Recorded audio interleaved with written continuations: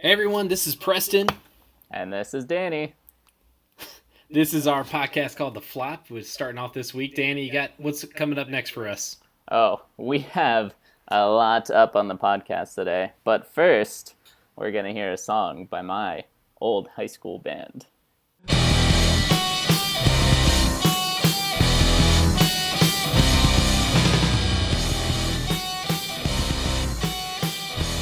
Well, that was one of Danny's 10 high school band songs that he has.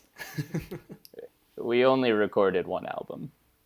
So just sharing a little bit about us since this is our first time on this podcast. I am Preston Willet. I am here in Charlottesville, Virginia, home of the University of Virginia Cavaliers. I also am a reporter here in the area, and as Danny will quickly remind you, I am a bandwagon fan. I jump on any bandwagon that looks good, but not really. That's just what they call me. I'm actually a huge LeBron fan, so whatever team he's on, I also root for the Falcons, the Braves, RIP Braves, and also Chelsea soccer team. But Danny doesn't care much for soccer, so we'll get past that.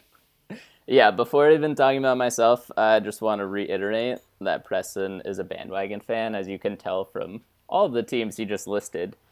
Uh, but beyond that, I'm all New England. I was born there, so Patriots, Red Sox, Bruins, the whole deal. And, it's nice to be a winner. That's all I have to But say. you're currently located where? Currently, I live in Los Angeles in the very bad sports land. Yeah, I mean, how much crap do you get from people out in LA about being a Boston sports fan? Oh, I don't tell anyone about that. They would blackball They me kind from the of industry. hide that Tom Brady jersey under like a super hipster flannel or something. Yeah, exactly. All right. Well, first off, let's get started. This is our big three, the big three sport topics that we pulled around from around the internet. So let's get off into probably the biggest one, Peyton Manning. Evidently, he is in the kitchen cutting tomatoes right now. You probably saw this video after Drew Brees broke the NFL all-time passing record just earlier this week. Breaking that, and then Peyton Manning puts out this congratulations video, kind of a hesitant congratulations, wouldn't you say, Danny? I'm mostly curious how they settled on tomatoes. Like, that was a very interesting choice of fruit or vegetable. Well, and you're more of a cook than I am. Is he cutting those julienne style? Like, what is he dicing them? Is it just slices? Like, I couldn't really tell. I don't have a keen eye. It's very Julia and Julia style. Chapter 3, page 7. Okay, I'll have to look that up. But I mean, we could talk about Peyton Manning all day. But what do you think about Drew Brees first of all in this moment for him? I mean, Drew Brees he's a cool guy, so I'm happy for him. I have my feelings, as I said earlier. I'm a Falcons fan, so I hate the Saints. I think they're the worst sports team in football, and I think a lot of Vikings fans can agree with me after the whole, taking out hits on players and taking out hits on Brett Favre and everything. But I gotta appreciate Drew Brees. There's no one in the sport that does it more right than he does. But speaking of people that do it right or maybe wrong in this situation, Steve Kerr getting ejected from a preseason game the other night. Also, Kevin Durant getting ejected, but Steve Kerr getting ejected from that game. It's preseason, Danny. Are you kidding me? I mean, Steve Kerr is just taking after the greatest NBA coach of all time, Doc Rivers. Sometimes you're tired of being at the game and you want to go home and play some golf. So Go home, play some golf, or maybe like Tiger is playing, so you just want to go watch Tiger play. Like, yeah, you can't blame the guy. It's preseason. No. And that's the best part is because Steve Kerr said as he was leaving the court, he said, "I don't want to be here anyway." Pretty much. Yeah, it's preseason. They called like over 3 fouls, so you got to be pretty upset if you're the Warriors. Absolutely. But also, I just want to point out this right now, that this is kind of a big thing in the NBA right now, is refs calling a bunch of fouls in the preseason. I think there was like one game the other night that had more than 50 fouls or something like that. Like, they're getting extreme already in the preseason. Like, I'm hoping they bring this down before opening night next week, but right now they're just calling them left and right for nothing. Come on, we all know the most exciting part of a basketball game is the free throws. So I'm all for it. Let's make it 80 free throws a game. Well, I heard someone say that, it's the refs making the game about themselves, but I mean, I buy tickets to go to the game and watch, the refs and stuff. I go to the game and watch. I can't even think of a popular ref off the top of my head. Maybe there aren't any, but LeBron must be terrified. That's all I know. Dude hates to oh shoot free yeah, throws. oh yeah. Already starting on the LeBron hate. But let's get into our next point. Our next bit of the big three, the last one, LeBron getting a new billboard. Obviously, forever in Cleveland, they had those other billboards up there across from Quicken Loans Arena, and now they have one in LA. Danny, have you gone by to see it yet?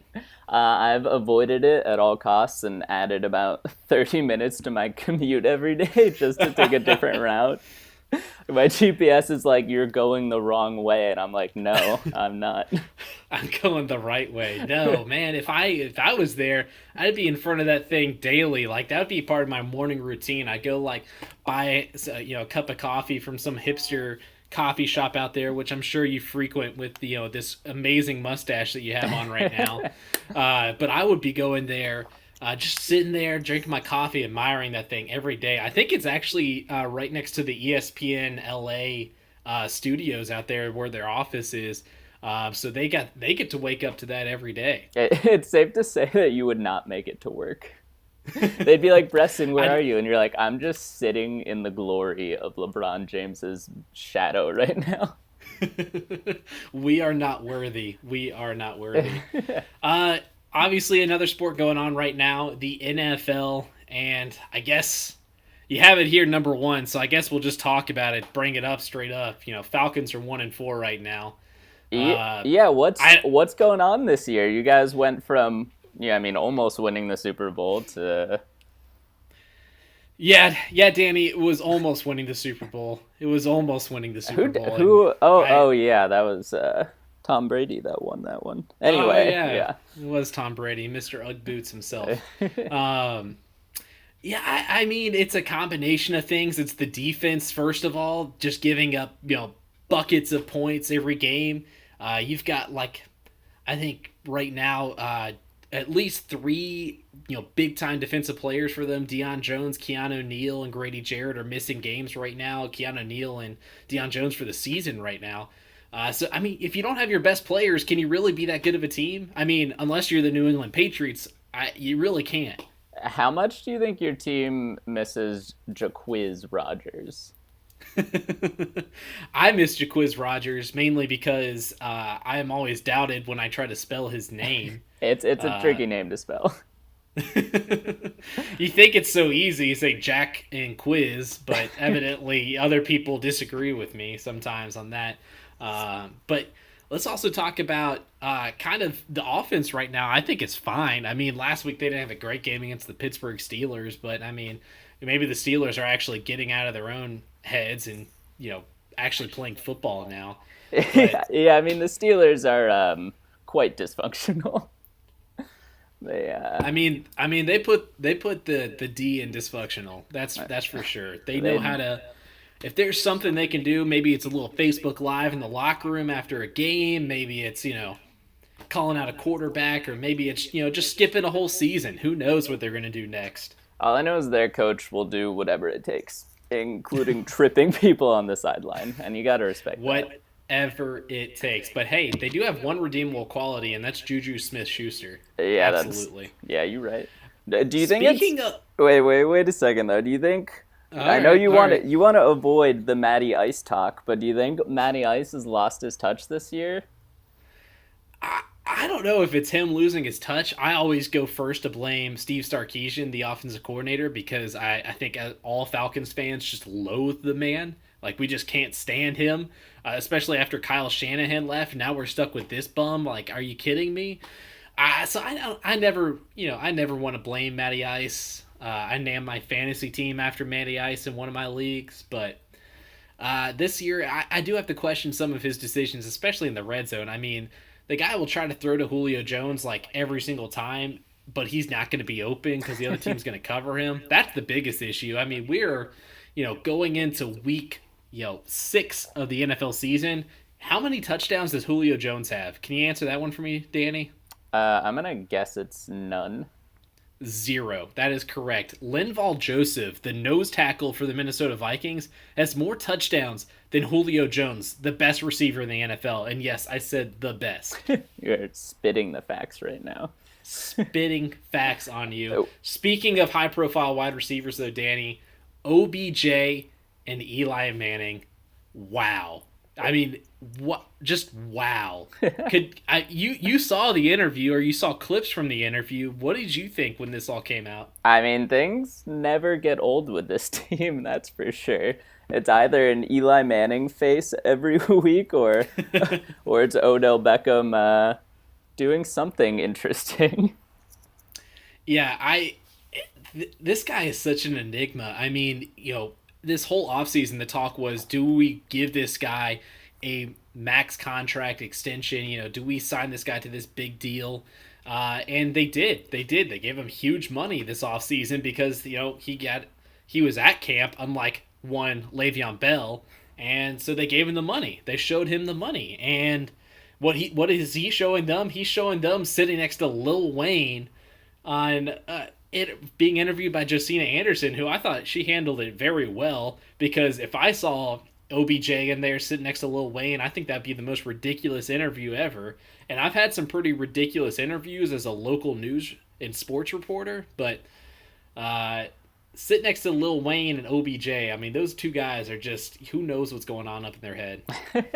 That's true, but we had a run here of kind of like play by the rules, kind of boring wide receivers, and it's kind of nice to have some edge back with the top wide receivers in the league.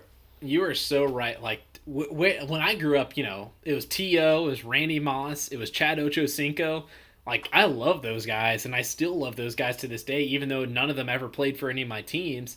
I loved watching those guys and just seeing what they would do with like touchdown celebrations and off the field stuff. Like Straight Cash Homie by Randy Moss is still one of the greatest NFL quotes of all time, hands down. Yeah, you're right. You're not wrong. So it's good to see this back. And, for Eli, I mean, dude, you're a below average quarterback at this point. So, I mean, the criticism is kind of warranted in my head. Would I have done it the way he did, OBJ?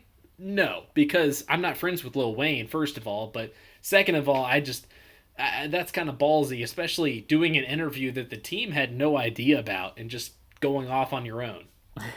Yeah, Eli, I'll give it to Eli, though. He gets up every week and he knows he's going to take an absolute beating, and he goes out there anyway. So yeah, give it up for the man. Another quarterback that's taking a pretty much daily beating in the media, Blake Bortles.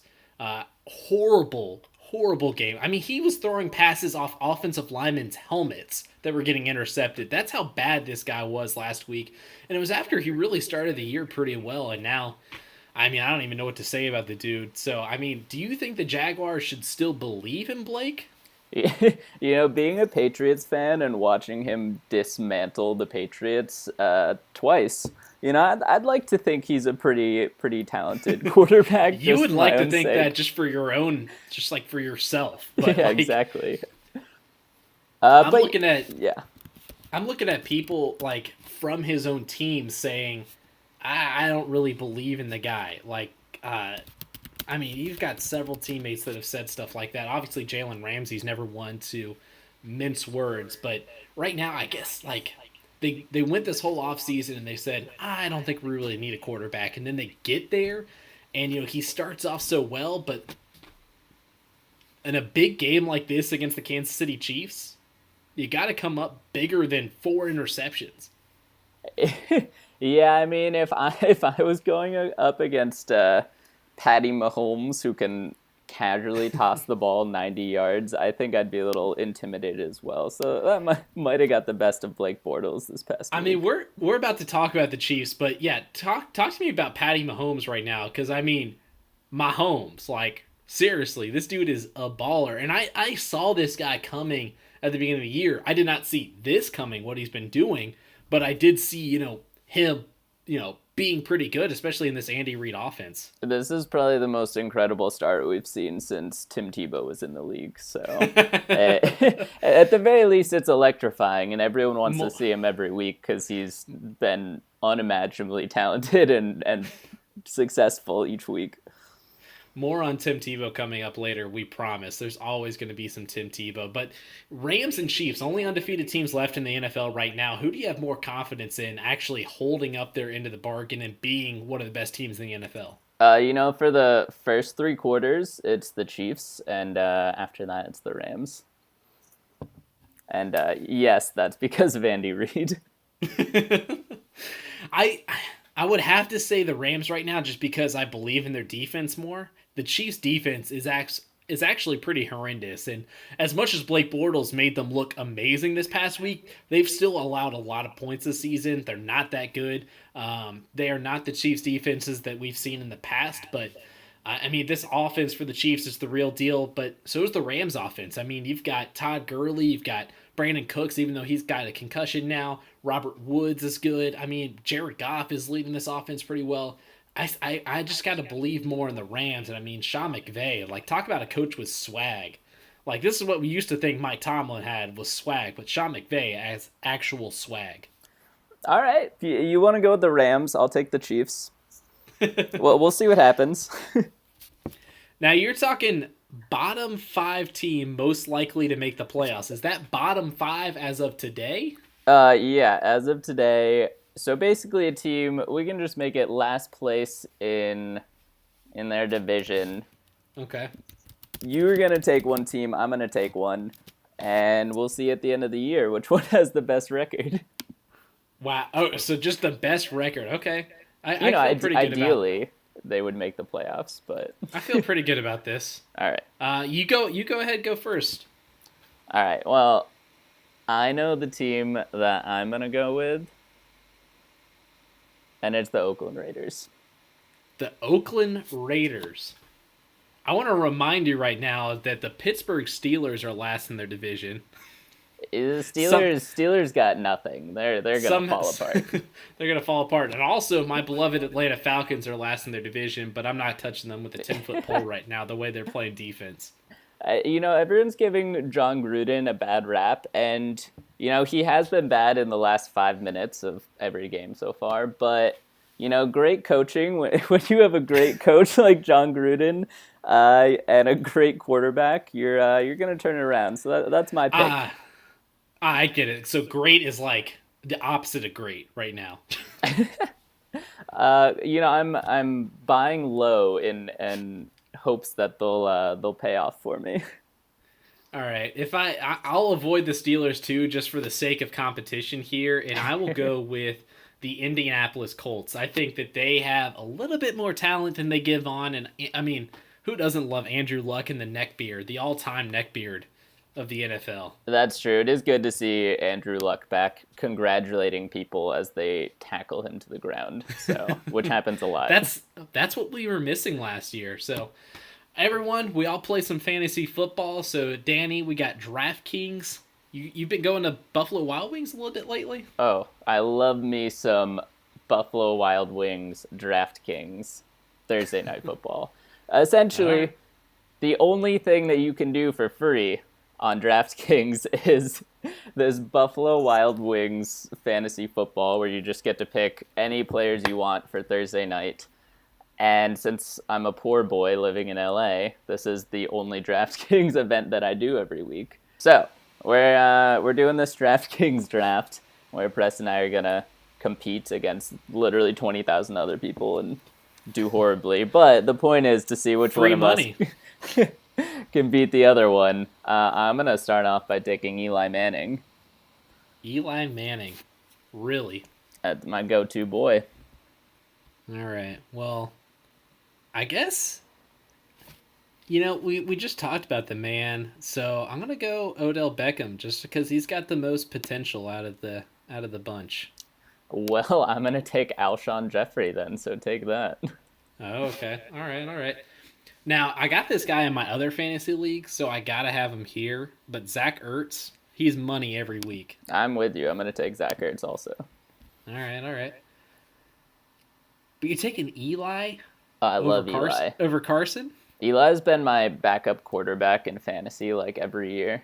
It never lets me down. Ne- Never comes off the bench either. But I mean, you got to go Carson Wentz. He's my backup quarterback right now, actually behind Ben Roethlisberger in one of the leagues I'm in.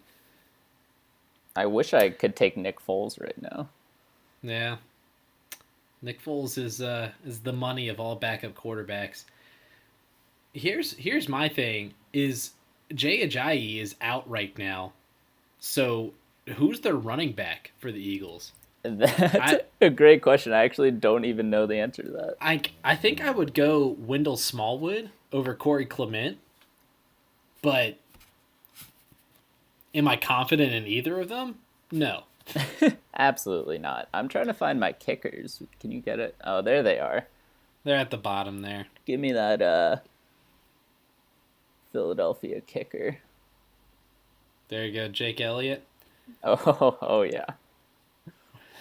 All right, I'm gonna go with maybe a little hoping for the best with Wendell Smallwood here.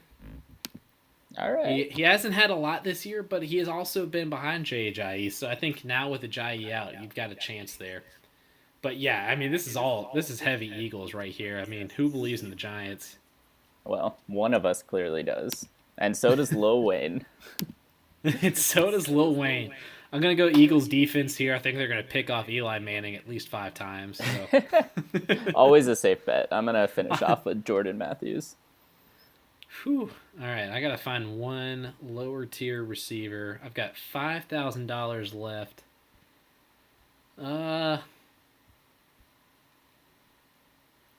Matthews isn't a bad get. That's what I'm saying. Sheldon Gibson had a good game last week too.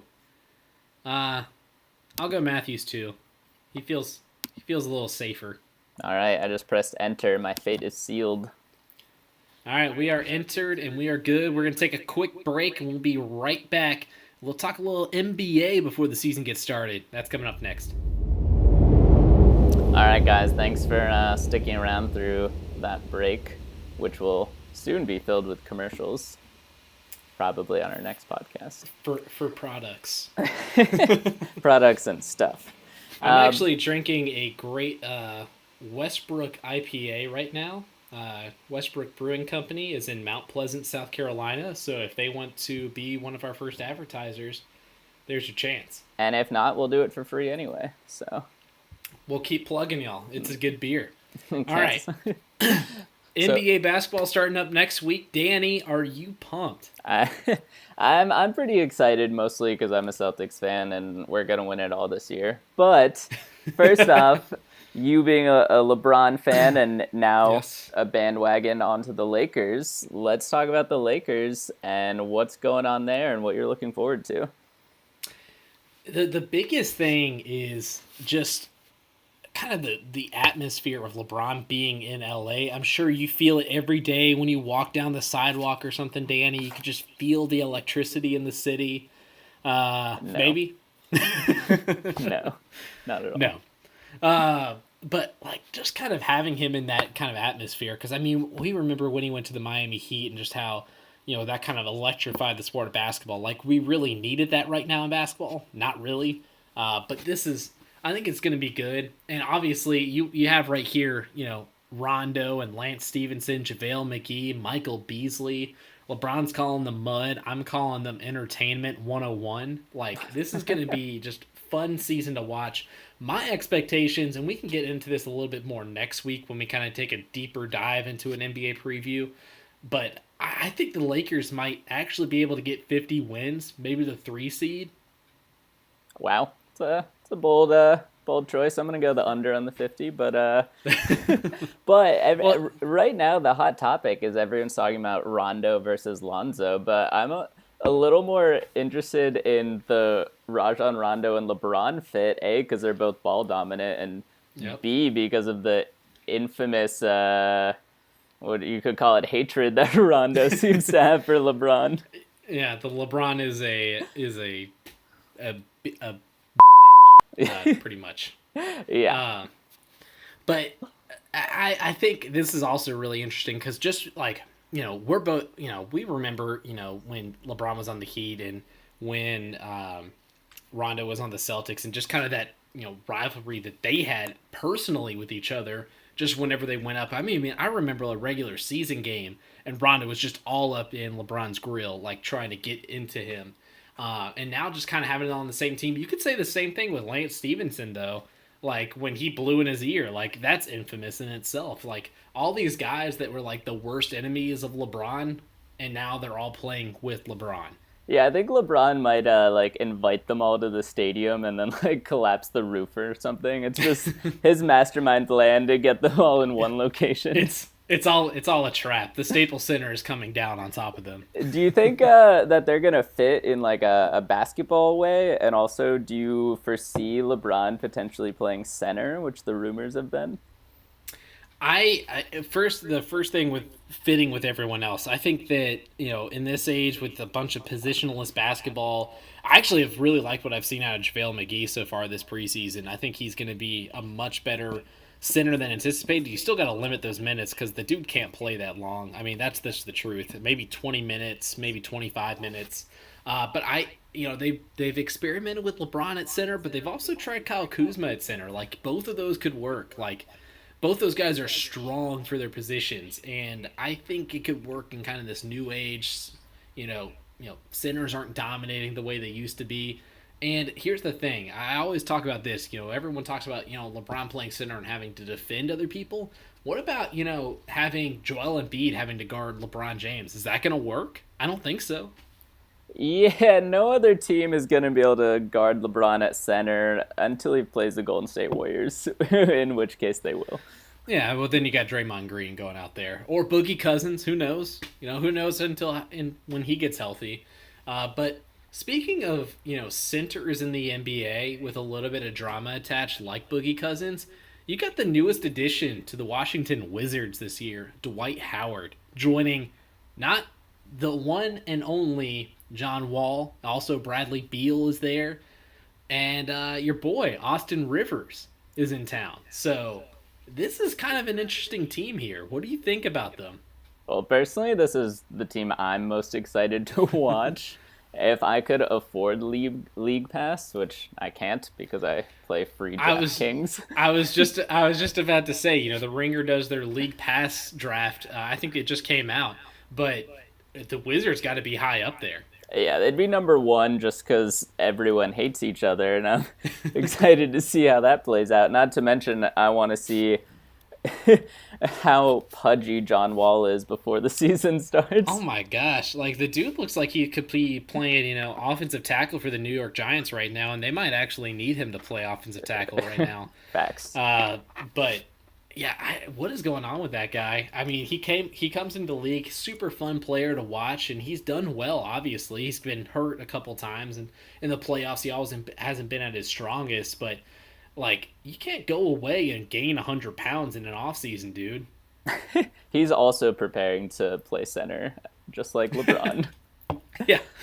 Kyle Kuzma, LeBron bulking up to play center, and John Wall at 6'4" is also playing center this year. Who did Dwight, his trainer, compare him to this offseason? Was it Anthony Davis? Or he compared him to not only Anthony Davis, that one is a reach by itself, but also Kevin Durant. I personally can't wait to see Dwight Howard shoot threes. I hope he brings the ball up and shoots threes. Maybe, John Wall's thickening up to play center, and Dwight Howard is the one going to be playing point guard. So it's a masterful plan. Yeah, I think that'll work out for Scotty Brooks there. Seeing how some other stuff works out over in Minnesota, Jimmy Butler right now. It came out, over the weekend that Jimmy Butler, a trade to Miami almost happened. And the details of that trade actually just came out. The Heat were going to trade Josh Richardson and a first-round pick for Jimmy Butler, and then that completely fell through, and as it should. That's not a great return. But do you think a Jimmy Butler trade is feasible right now? Is it going to happen? This entire thing is absolutely hilarious. First of all, because Tom Thibodeau is like brought his boy Jimmy Butler into town and was like, hey, let's do the Bulls all over again. And then Jimmy Butler was like, yeah, I don't know about that. Maybe not. Yeah, that's what I'm like. I don't want him to trade him because they're so close to bringing Joakim Noah to Minnesota right now that you could have the real full-on Chicago Bulls with Derrick Rose, Jimmy Butler, Luol Deng, Taj Gibson, and Joakim Noah. And I mean, they're all getting run into the ground already, so why not just bring them all back, bench Karl Anthony Towns, bench Andrew Wiggins, and just go with it? Personally, I wouldn't trade Jimmy Butler. I would ride the season out because I think they have a chance to be decent if they can learn how to coexist together. They're they're not making the playoffs if Jimmy Butler's not on the team. That's Yeah, just those are the facts. yep. Those are cold, hard facts. But it is interesting, cold hard. It is interesting to see the owner kind of just step in and be contradict Tom Thibodeau at every turn and be like, "Yep, we're trading him. Here's my cell." Tweets out his number. Call me Yeah, anytime. yeah. Imagine if your boss was like, "Yeah, like, we don't need this Danny guy. So if y'all want him, just go ahead and take him." My bosses do that all the time. Let's be No, honest. no one will take We're me. very So young. they're stuck with me. It's their fault. Okay. All right. Well, the Suns also didn't want. The Suns boss didn't want their guy, their GM Ryan McDonough, getting fired. But what do you think about this, Danny? Because this is kind of interesting because they went through this whole offseason and are just now firing him. Like, they drafted DeAndre Ayton, they got all these other pieces. I'm actually pretty excited about the Suns roster, to be honest. It seems like it's finally coming together. They don't have a point guard, but it looks exciting on paper. And now you fire the GM after all these years. Yeah, well, that's kind of the typical life of a GM. You you do your best, and all of your hard work ends up setting up the next guy for success. So, You thinking of Sam Hinkie when you say that? and maybe not. I mean, it's so true, but it'll be interesting to see if, whoever comes in next kind of stays the course. I mean, they also hired a new head coach this offseason and just, let the GM make that decision, let him make the draft decision. They handed out a big contract to Trevor Ariza. It's only a 1-year deal, but it's a big contract. So it's interesting to see if they go along the same route. They're looking at actually one of LeBron James's favorite teammates for that position, James Jones, who's actually in the interim role with that right now. They're also looking at some other candidates, but some interesting stuff there.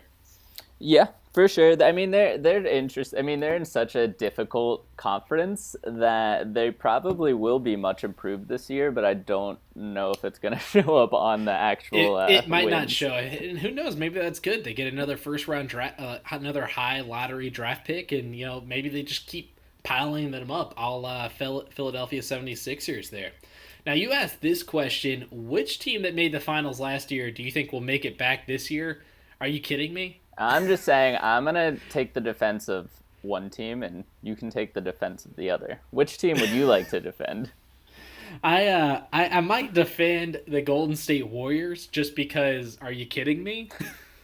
All right, I'm gonna defend the Cleveland Cavaliers, and hear me out. First of all, they have Tyronn Lue. Oh, you got me there. They have Tyronn Lue. The Warriors don't have Steve Kerr because evidently he's just going to get ejected every night. Yeah, so there's I, one in their favor already. you got me there. And interestingly enough, his assistant coach that would take over in those situations is Mike Brown, one of LeBron's former Cleveland coaches, who we all know should not be an NBA head coach. Yeah, recipe for disaster. So he's already sabotaging the competition. Excellent move by Tyronn Lue. Playing chess.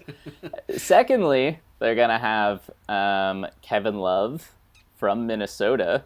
They're shipping Minnesota Kevin Love in. And finally, Tristan Thompson gave his word that they're going to be good this year. And you can always take Tristan Thompson at his word.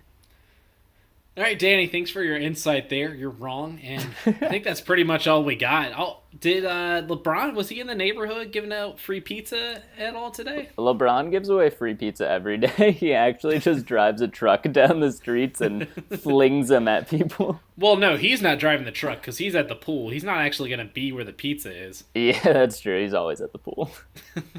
All right, well, coming up next, we've got our daily or weekly Tim Tebow update, as well as we talk about probably one of the best college football teams in the country.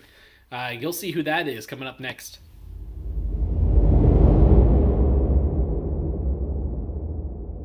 right, and welcome back from another commercial-less, ad-less break. We are back now to talk about our favorite segment of every week, is our Tim Tebow alert. So, Danny, this week actually worked out really well because Tim Tebow actually was in the news quite a bit this week. First of all, I love the first one, ripping Alabama fans because, they haven't done anything to win these titles, but saying, where are the Alabama fans? Why aren't they showing up to games? Honestly, I agree with him because if you have a good college football team, like you should be at all the games. Like I've been a Virginia football fan since I was born. And the last time we had a good team, I don't even remember. But I still go to games and no one else shows up, but I do. So don't take it for granted, Alabama fans. Yeah, our alma mater, Elon, which we're going to talk about in a minute, is terrible at every sport always. And when they Except would have maybe not now. and when they would have whiteout days at the basketball games, like 20% of the stadium would be wearing all white. That's more than Alabama can say. And those are just the free shirts that they handed out to like the first 20 people in the door. Yeah, correct. So 20 fans out of the 100 fans. I gotta say, they have some of the most comfortable seats, though. Or they did have some of the most comfortable seats when we were there. But speaking of some Elon athletics, let's talk about that now. Probably the biggest win of the millennium, right? It's gotta be. This is definitely the biggest win in Elon's history, that's for sure. So if you missed it, I don't know how you did. It's probably the biggest story ever. Elon beating JMU, James Madison, at James Madison. I want to add that in there. James Madison, the number 2 team in the country. I know it's FCS, but bear with me. Beating the number 2 team in the country and doing it in a pretty convincing way. And JMU had not lost a conference game, a CAA, Colonial Athletic Association game, in their past 20 games. And these guys won national championship, just 2 years ago. They're a good team. They're just an hour away from where I live right now. I know how good they are. We cover them at our station all the time. But seeing Elon get this win, man, I was all smiles when I got into work that day. Yeah, let me go through some of the box score right here. We have Elon's leading rusher, Malcolm Summers, who had 186 yards on 20 carries. I believe ESPN called him Marcus Summers, so that ESPN, get it right. They're going to get it right when he's in the NFL breaking Adrian Peterson's records next year. So. Absolutely. He's winning the Heisman this year. And listen to this kicker for Elon. Skylar Davis was 2 for 4 on field goals. That's how you win a football game. That's what we're talking about. All right. Everyone's on social media these days, especially athletes. They're always making these posts that go viral. So we'll start off with LeBron yet again. I know this is like, the third or fourth time. We must be like ESPN or something, bringing up LeBron and Tim Tebow this much.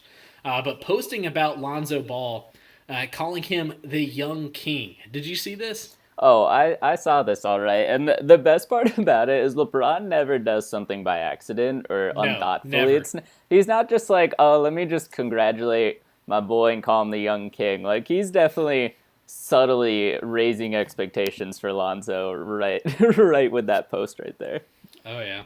Next one. This is not an athlete, but it's about an athlete. We talked about OBJ and Lil Wayne earlier. And Lil Wayne came out with a series of Instagram videos today, or this week, just talking about some of the advice that he has on the whole situation, some of his opinions. This one quote I got here is, "I F words with you, Eli. It's all good. You ain't got to watch much of me. You probably need to the way you've been playing, bang some Carter 5 before a game." So I think it's pretty clear Eli needs to listen to Lil Wayne before every game. That's the only way he's going to become any better. Eli Manning saying that he doesn't see much of Lil Wayne is an incredible quote, as if that is going to be surprising for anyone to hear. I actually heard today at I think it was Monday for the New York Giants practice, they were playing Lil Wayne over the loudspeakers for practice. How great is that? That is pretty good. I respect that. All right, this next one that we got here is former Dolphin now, Jordan Phillips. He was defensive lineman, being released from the team and his reaction's a little surprising because he was pretty happy. This is how I felt after leaving every job. I'm like, this is thank you. this is the stuff we want to say, but we just can't say. This has been a year of NFL players being pretty okay with losing their jobs and or retiring at halftime. So Yeah. Shout out to Vontae Davis. Why not? The direct quote from Big J9797, otherwise known as Jordan Phillips, is free at last, free at last. No longer a Miami Dolphin. Good luck to my brothers on the team. I'll miss y'all, but I couldn't be happier to be out of there. I believe the quote went on a couple other. He said a couple other things, but just right there, I mean, good for you, man. You're saying what everyone else wants to say. And then speaking of guys dissing on quarterbacks, Ndamukong Suh on Instagram dissing Matthew Stafford, saying that Jared Goff is the best quarterback he's ever played with. And I can't disagree with Ndamukong Suh on this one. I guess during Indominic Sue's drill where he punched the tackling dummy, we now know who he was picturing in that moment. He was taking it out on Matthew Stafford. That video is great, by the way. That is exactly how you take down a quarterback in these day and age. Real fact of the week, kind of like a Blake Bortles-esque kind of situation here, but Jerry Jones actually doing all the research and giving it to us, the Cowboys owner, so we want to applaud him. The Cowboys haven't had a number one receiver in years. Those are just the facts from Jerry Jones. And, yeah, I can't think of anyone. I mean, is there like a Mez or a Fez? I can't think of anyone like that who's on a roster right now, so probably not. Definitely not on a roster right now. But obviously Des Bryant taking a little offense to it, but not really, because he actually said later on that, yeah, he's right, because they never threw him the ball anyway. So Jason Witten was the number one receiver. Jason Garrett may or may not have ever come up with a game plan before going into the game on Sunday. We're not sure. Definitely not. Definitely not. All right, and also we want to end it with doing some recs of the week. These are just documentaries, books, articles, podcasts, just that we've listened to and want to share that with y'all. Danny, I've got one that's coming out this week on ESPN. It's called Basketball: A Love Story. They've interviewed a ton of people involved in the game of basketball. I know, obviously, my boy LeBron's involved with it. You've got Adam Silver, the commish, Diana Taurasi, a great women's basketball player, but just a ton of guys from all over. Magic Johnson, Shaquille O'Neal. Those are just some of the ones I can remember off the top of my head. Just started this week. They're going to go out with a couple episodes. I think it's a 20-hour documentary in total, but good stuff there. Also over on Bleacher Report, they're going over kind of three of guys that just have to have it. This has to be their year to get better, to prove themselves. They're starting off with Brandon Ingram. Obviously, I'm pumped about what he can do. The article is The Metamorphosis of Brandon Ingram. It's over on Bleacher Report. And you also got Kyrie Irving coming up and Hassan Whiteside. So take that as you will. Awesome. Thanks for those recommendations, Preston. And now we're going to do our signature sign-off, which we will be doing every single podcast. Essentially, Preston and I will take turns. Each of us will say one sentence at a time using only NFL or NBA athlete characters. For 60 seconds, we must create a coherent story. At the 60-second mark, said person must conclude our story. So I'll start the timer. And Preston, do you want to do the first sentence? I'll start us off. All right. You ready? Yep. All right. Odell Beckham Jr. went on a lunch date with his friend Lil Wayne. Eli Manning showed up with his friend John Cena, and they did not look happy. Dun dun dun dun. John Cena took Lil Wayne, spun him above his head, landed him on the table, and then OBJ actually caught him for once. Eli Manning stood there and offered his starting position up.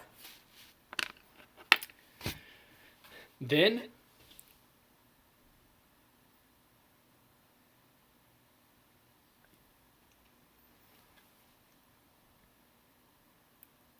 Then Peyton Manning walked through the door, took the starting job, cut up his tomatoes, and called it a day. the end. That was really bad. We're gonna have to get better at that. It's a work in progress. We get there. We'll do a little revamping and stuff. It's I've never felt worse at something in my life. Well, Danny, I've seen you play basketball, so Yeah, thanks. just a little slap on the way out the door. But that is all we have for this first ever edition of the Flop. We thank y'all for tuning in and listening to this. If you are listening to this, otherwise, I don't know how you'd be hearing this right now. So thanks again, Danny. We'll see them again soon. Yep, thanks all. Have a good night. Bye. Bye, guys. It's over. Get out of here.